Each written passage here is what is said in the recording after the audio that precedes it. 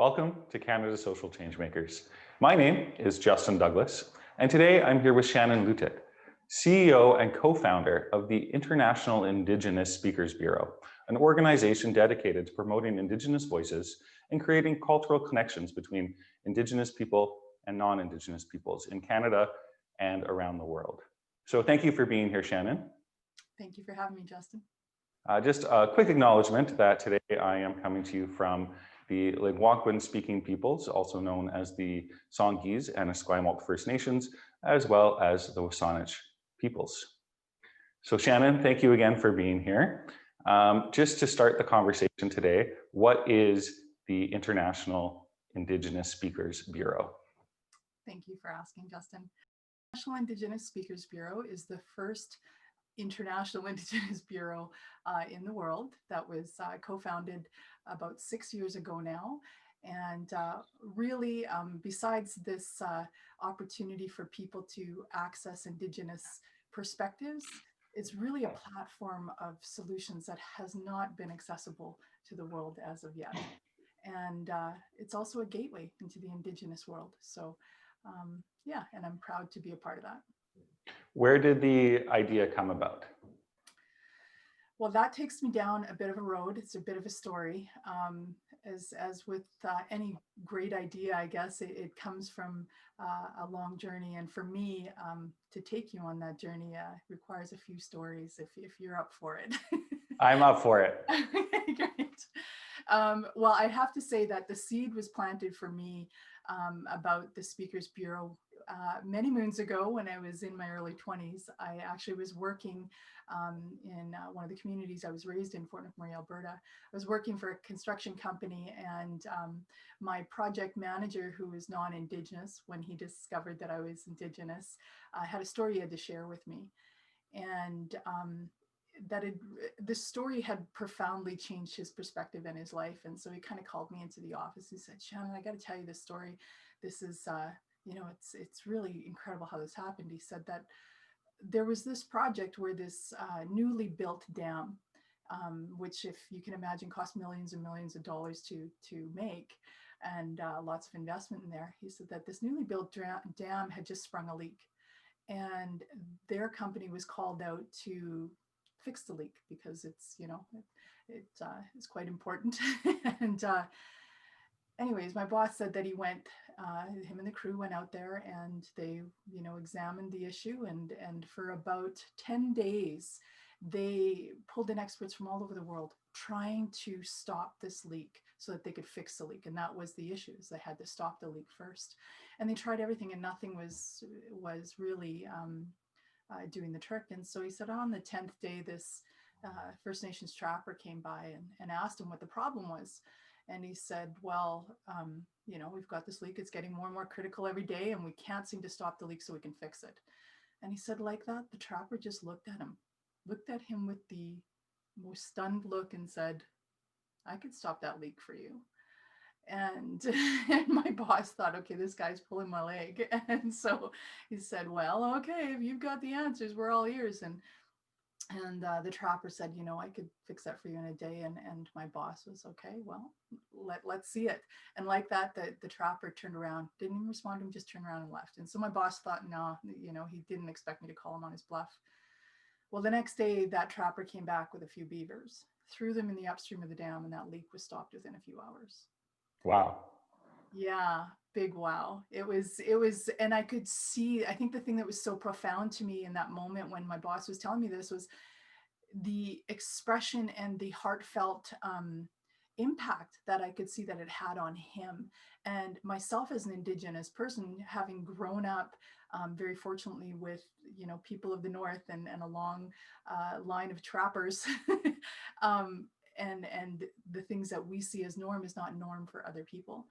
And the impact that it had, both economically, obviously, but on him personally, about seeing what Indigenous perspectives can do, like just a simple shift of lens, the impact that it could have, that was really profound for me to see that for the first time, really, at that time.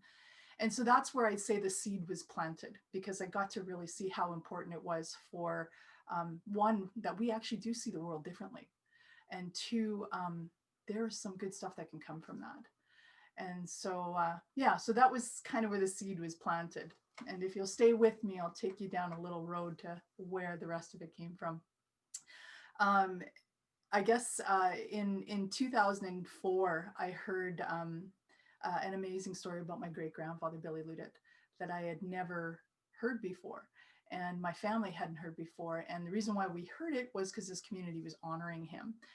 And what it was we heard this story of in 1904, the community of Athabasca, Alberta, came under the devastation of a great flood. It was river breakup and the ice all locked up in the channel and all the water was coming back in the community.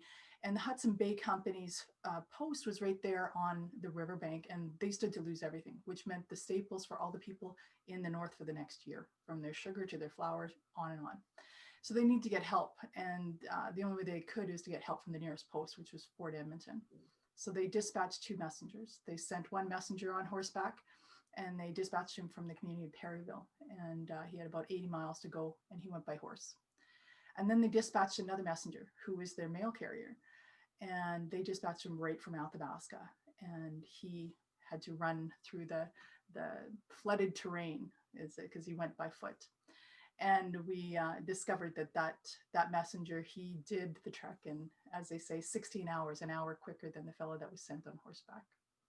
And that messenger was my grandfather. Wow, another yeah. wow. Really wild. And of course, when we heard this story, it was not, it was at, weddings and funerals, and unfortunately tend to be where you see family. And a wonderful cousin of mine had been doing some genealogical research and just stumbled across this on the internet. This community had been honoring a grandfather. And so that, hearing that story with my aunt and my cousin, it was mind blowing to me. I couldn't even imagine a person being able to do that. Like, could you imagine running 100 miles? Like, who does that? I didn't even, and this was before ultra running really came into my mindset and knowing that it existed. And so my cousin had challenged us to do a triathlon.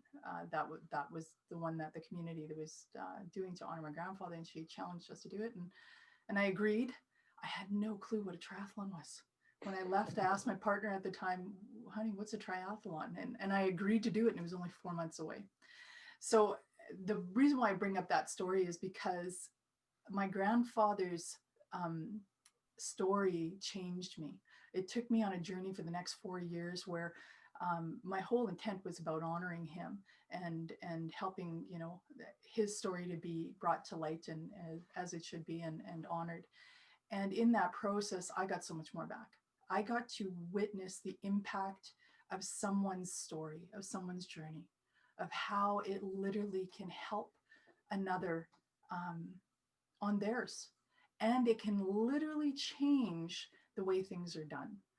And so over the next 4 years, I did a lot of honor running. And actually the next 10 years, I did a lot of honor running and trying to honor not just my grandfather, but other unsung heroes like Tom Longboat and a number of others. And it really, that's where I say the seed got rooted, because that's when I really got to realize how our Indigenous stories are not shared out there, because I never heard this and my family never heard this story of my grandfather.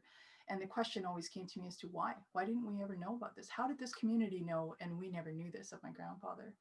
And as my journey went on, I would get to learn that there was a few reasons. And one of them being, of course, as an Indigenous man, you don't want to bring attention to yourself. That's one of the things back in that day. There was, racism was pretty rampant, and bringing attention to yourself never really went in a good way for you. The other thing was that was almost that was a norm for my grandfather, my great grandfather, and a lot of Indigenous people back then to be able to run those distances. And we ended up finding out a whole bunch of other stories afterwards about this. And I think the other aspect, of course, which is pretty obvious, is our history of residential school and colonialism that has prevented us from being able to know our stories, to be able to know normally these stories would be passed down in our communities, but when your community has been disrupted and when the children aren't there, and they're somewhere else learning from somewhere else, they don't get to hear their own stories. And so that's kind of the legacy, that an example of how that plays out. But hearing it 100 years after the fact didn't change its impact, I'll tell you that. So again, it really was reiterated in me about the importance of sharing it, because it wasn't just Indigenous people that were impacted by my grandfather's story. It was people from all walks of life whose lives literally changed as a result of this. So that was, I guess you could say, where it was rooted. After the 10 years, I had, I don't believe in accidents, but I had an accident, no accident, and which prevented me from running anymore. I had to stop running around. And these dreams that I had, for wanting to help get more Indigenous stories shared and told and honored, and more than just the story, but the perspective that comes with it, the knowledge and the wisdom that comes with it, the like ancestral answers to a lot of the things that we are challenged with today. I wanted that to be able to come forward. And so in 2004, or 2014, when my car accident. All blurring into one now, I get it. I know, right? I was very fortunate on my journey to meet some incredible people, and two incredible people, incredible women that I had met, had similar passions about wanting to uplift our Indigenous communities, of course, but also about building bridges between our Indigenous and non-Indigenous worlds. So that with the belief that collectively, if we came together with mutual respect and with honoring that, we have the potential to really create some incredible solutions and create some incredible, lots of innovation.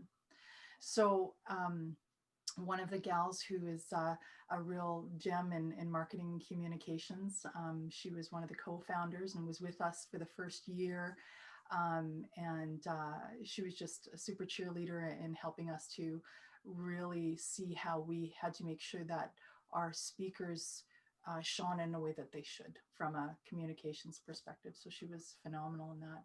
And then the other co-founder, she has an event planning business, a successful event planning business, and for a number of years had been doing a lot of events, and where they would bring in Indigenous presenters, and it always troubled her, would be kind of diluting it, to see the Indigenous presenters honored in a way that was less than their non-Indigenous counterparts. And so it was something that, she was passionate about, she wished she could change. And so we happened to meet each other, no accidents. And that's when this seed began to grow. And for the next, the first gal, she was with us for a year, and then, life changes and she had to go in a different direction. And then my other co-founder, we were together for a couple of years working on really trying to bring this together more, because it was a big vision, and it still is a really, really big vision. And to try and make it something that was going to benefit all, but primarily to uplift our Indigenous communities. And so, and then of course, after a couple of years, things shift and we come to a crossroads, and the decision was that I would take it over. And so for the past, I've had it now for about 3 years. So it's been an interesting, I should say 3 years, which feels like 6 because of COVID, but it's been an interesting, so it's a new growth phase that's kind of come to it. But that is amazing. Yeah, and we'll get more into exactly what the organization does and what the outreach and the speakers. But just before we move in there, I'd just like to ask you a little bit about your own personal background, your own ways of identifying.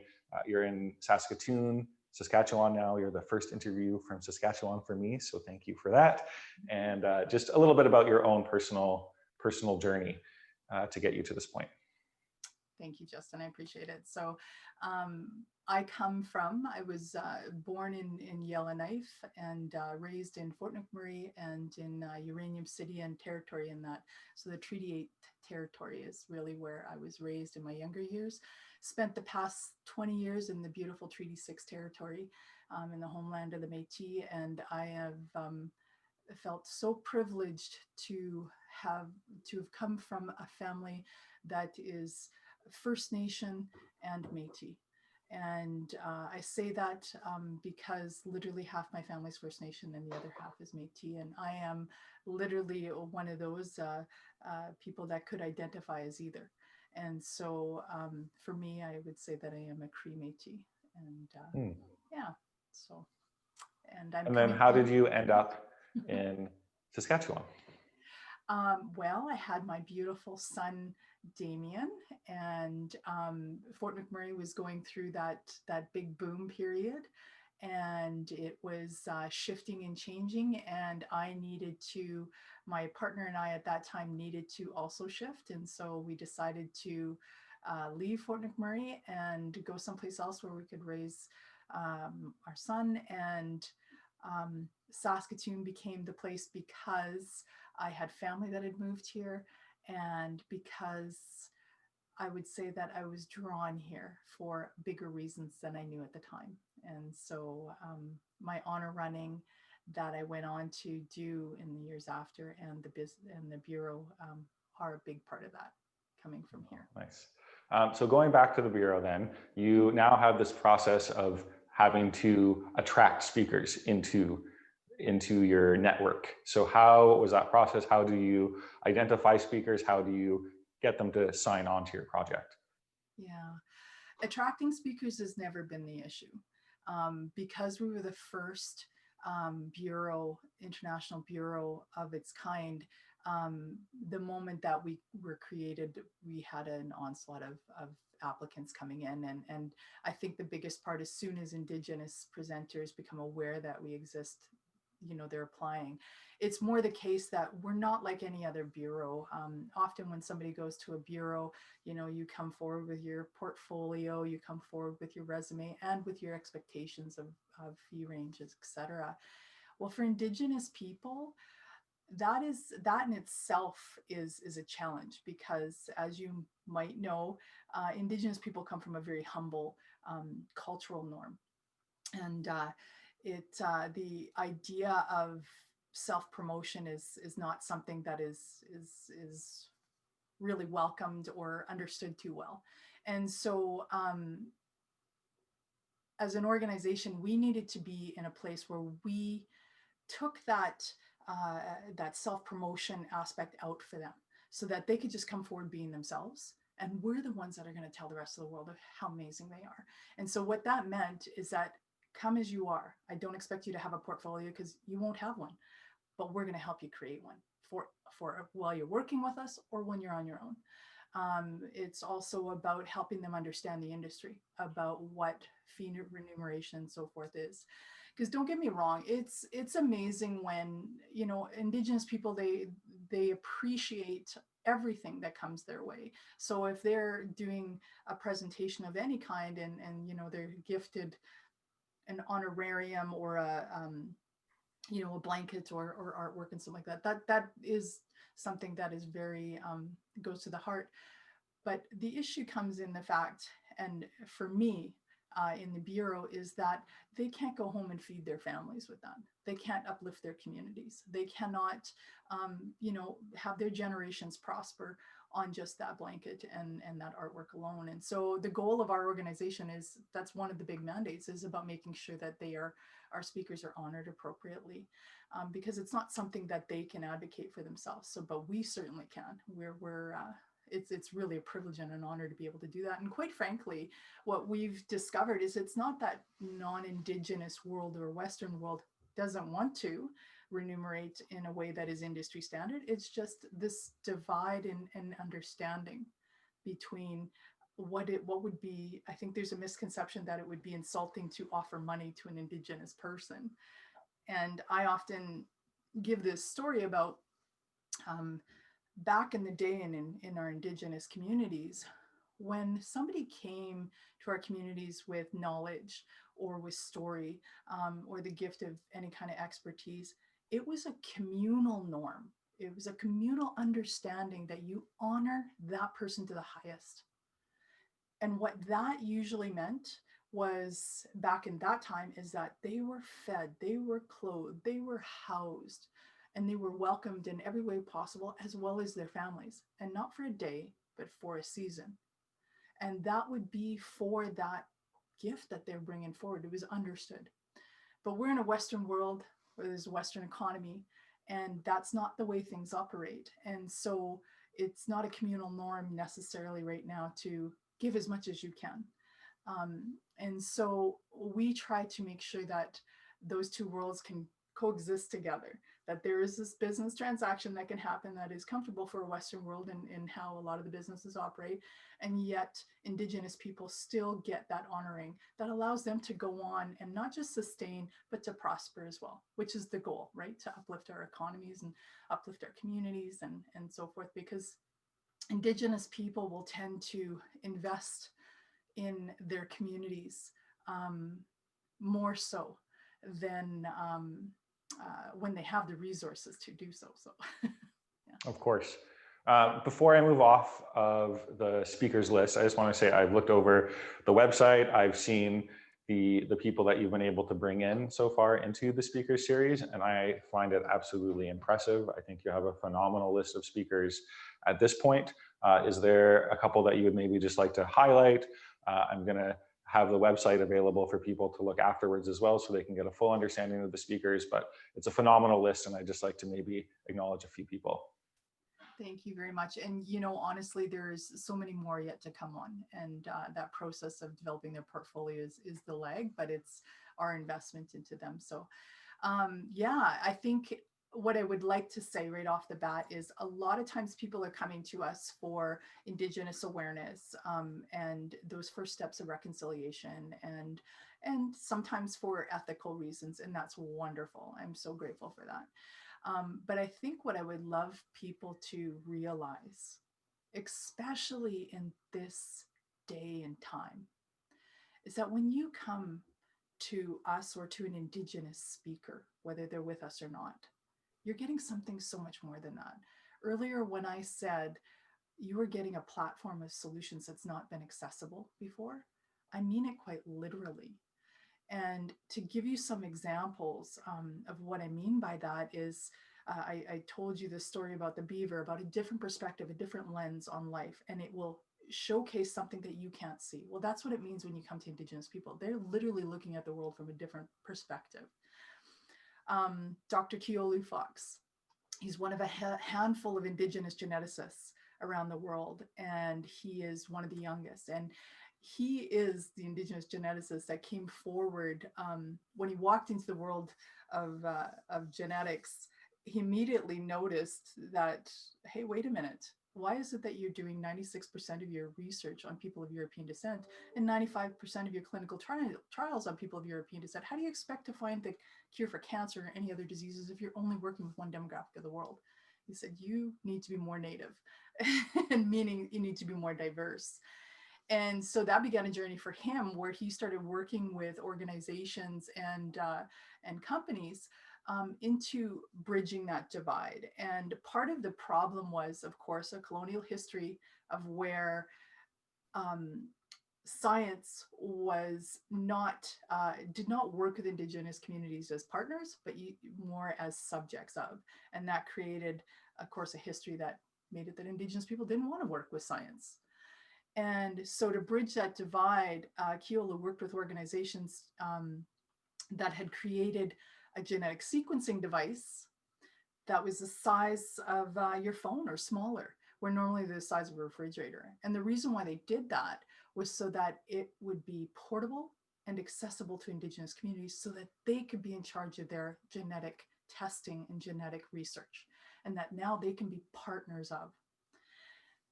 The amazing thing about that is just this past December, National Geographic released a video highlighting Dr. Fox, Dr. Keolu Fox, and in it, it talked about how they have found the genetic marker for heart disease and gastric cancer within the Indigenous community.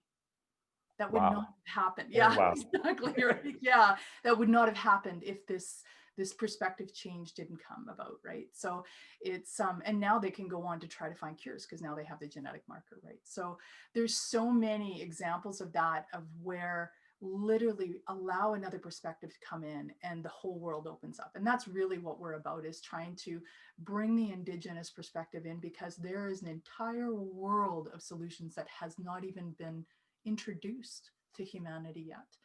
And at a time when we're looking at climate crisis, when we're looking at divides beyond divides that we've never seen before, or may have been there but not have seen, we really need a lot of solutions that go beyond something that we've seen before. So Dr. Fox is just one example of, you know, every single speaker that we have on board comes together with us as a family, but they bring forward with them inherently 250 to 500 years of generationally lived knowledge.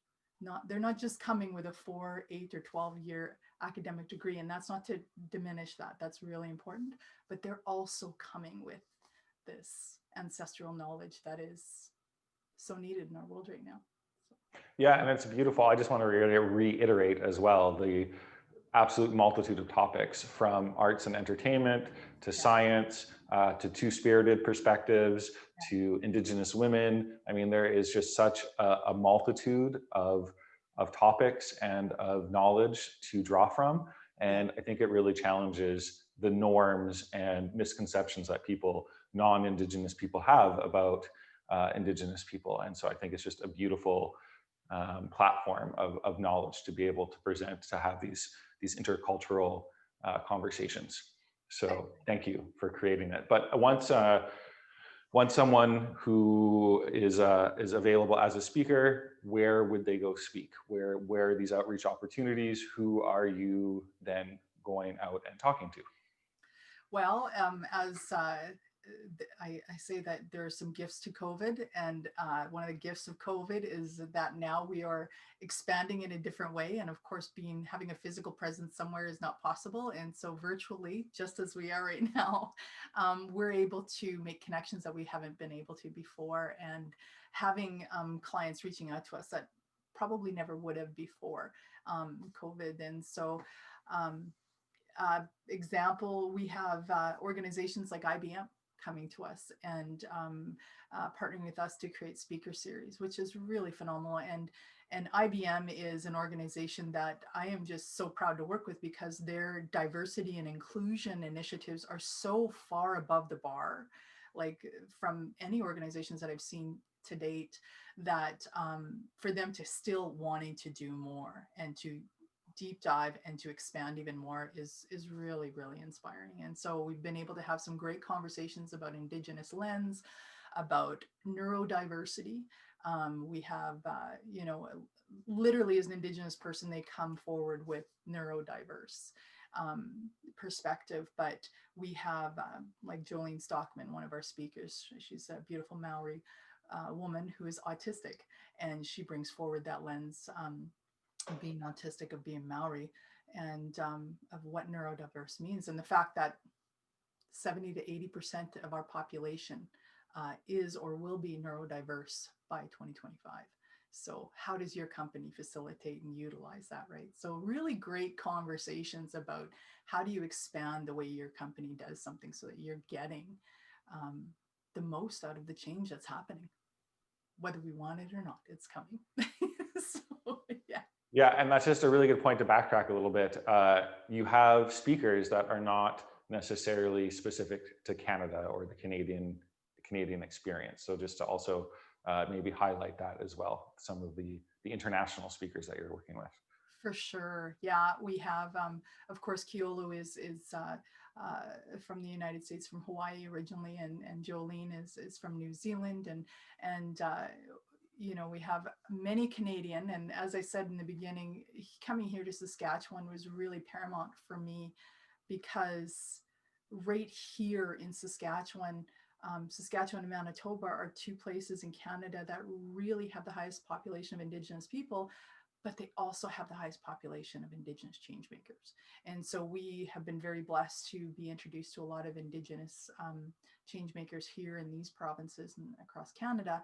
But yeah, as we are right now, we have views that are coming from all over. And you know, the neat thing that I find about this is that Indigenous people around the world have they're very distinct, and they are each their own, and they bring forward their own generational knowledge, but they are also brothers and sisters in a paralleled experience, an experience of colonialism, an experience of having to have resilience and rise above in ways that you know, many people are not even aware of.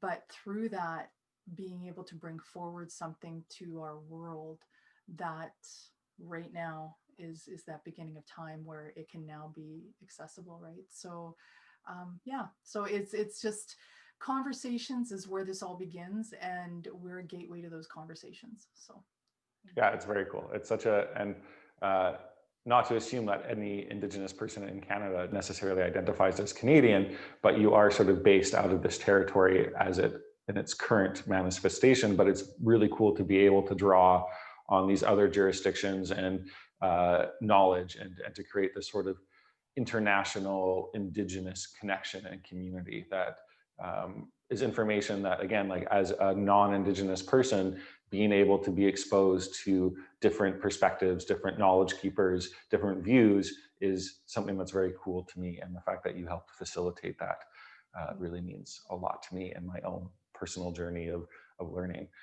But then to go back to the people that you would then outreach. So let's say I'm an organization or even an individual who just wants to learn more about, I don't know, for example, because I identify as an LGBT person, about two-spirited perspectives. And I know you have some two-spirited people on your list, speaking list. So I contact you, what happens? We will have a conversation first off, because I want to hear what your vision is. I want to hear what it is. Why are you here? What is it that you're looking for? And then from that conversation, I can begin to see who would best help you on this journey that you are on. And we'll have a conversation around, what's your event looking like? What is it that you're devising? How often? And then I'll give you some suggestions as to who would best be able to do this and what they would be able to bring to that conversation. And from there, we negotiate an honorable fee. And then we move forward in a very business transaction with contractually. And then we have this conversation. We have a meet and greet with the speaker, and we really get clear, and the speaker gets to hear from you firsthand about what it is that you're visioning, so that they can really bring their gifts forward in a way that's best suited for you and your audience. And then we move forward. We move forward and have the most successful event as we possibly can. And hopefully that's just the beginning of that journey, and not the finish. One of our clients who's really making some great moves in changes within their organization, both as individuals and as an organization, on Orange Shirt Day wanted to have a residential school survivor speak. And so one of our wonderful gems, our treasures, or precious souls, Joseph Natauhau, who's a residential school survivor, among many other things, shared his story with them. And the thing that I explained to them about, a lot of people say, well, what does that mean? Like, if I just listen to somebody, if I just watch this, if I just read this, how is that going to change anything? Well, what I say to you is this: the moment that you hear and see and learn more about the Indigenous story, the moment that you've heard Joseph's story, Joseph's no longer carrying that story by himself anymore. You're part of carrying that forward to the next generation. And the one thing is, you can't unsee something that you've seen. And that perspective will change everything that you do, say, and go forward with. And that's what we're asking for. So it's not as difficult as many people might think, but it does require you to come forward with the intent of conversation and ongoing conversation. So. Yeah, I think you already sort of touched upon and answered my next question, but I'm going to build on it. And that is why. Why is it important to have an Indigenous Speakers Bureau? Why is it important to have these cross-cultural connections? And I'm going to give my own little quick answer and then let you build upon that even more. But within Canada, for me, with issues of missing and murdered Indigenous women and girls, with the history of colonization, with the history of residential schools, with the erasure of Indigenous perspectives, with the social, economic realities of Canada, I personally think that these conversations make us more aware and then create change. But I will let you, now that I've given you my answer, I'll let you build upon that. Also, why is it so important for the Bureau to exist and to have these conversations? For sure. Well, as I was saying, just as you were saying about that change, it's not just an organizational or a policy change or a governmental change. It's about an individual change. And that individual change comes in the moment that you allow yourself to be a part of the conversation. And that part of the conversation might be listening. That might be the biggest part of the conversation for you because you've never heard this before. But the one thing that I can guarantee is you'll never come out as the same person that you came in with. And you will be a more expanded person from that. And from that, not just in regards to Indigenous engagement, but in anything you will do there forward, you will be expanded. You will have a perspective and an awareness and tap into a part of yourself that you didn't even know was there. So that is why. And from that, I think we can all agree that, especially in the light of a lot of the division that's happening south of the border, that there needs to be conversation and there needs to be personal expansion in so many ways for us to be able to go beyond and to really make advancements that the generations to come will benefit from. And that's really, really a critical part. Yeah, I think that's a beautiful answer. And also just to add one little less of my own personal bias in the conversation in terms of the environmental movement and climate change, I think Indigenous wisdom keepers are absolutely fundamental in helping to rebalance the planet and to bring in hope for climate security in the future, food security, all of these different things. So I personally feel that Indigenous perspectives are so important in helping heal trauma for the entire planet. So the work that you're doing is so incredible. You mentioned the fee component a little bit. I don't want to linger on it too much, but how do you maintain as a sustainable organization? Well, are you talking in regards to the presenters? Yeah, not just the speakers themselves who would get a fee, but you as the International Bureau. Right. Well, obviously, we have a commission that we take on the fees that are collected, and it's industry standard is our fee. But our business model is set up in the sense of we benefit when they benefit. And that when they're uplifted, we're uplifted. So it's a very communal, Indigenous way of making sure that we all rise up together, you know, and that our communities are all. And when I say we all rise up, I don't mean just our Indigenous, because every single time one of our speakers goes out, it's not just that speaker. It's not just our communities that are benefiting. It's yours. It's all of ours. We are now have gotten into the same room. We now have a different story. We now have different knowledge base and insight to move forward from with. So yeah, it comes with many benefits, let's say. We have that you know, we've personally been able to see inside and outside the bureau. So even though we exist as you know, a bureau, utilizing that term, we're really kind of a vehicle of movement in changing mindsets and perspectives. And so one story that I'd like to share with you, and this is the ideal, I guess you could say, of how, or one of the ways that I would love to see ongoing change, but it's a great example, is we had one client come forward a couple of years ago, and they were doing some indigenization of their university, and they asked for one of our speakers to be one of their keynote speakers. And our speaker was not even their keynote speaker, primary keynote. And so we negotiated an honored fee. They were great with it, and we moved forward. A few weeks later, they got back to me, and their primary keynote speaker was somebody outside of our bureau, another beautiful Indigenous person.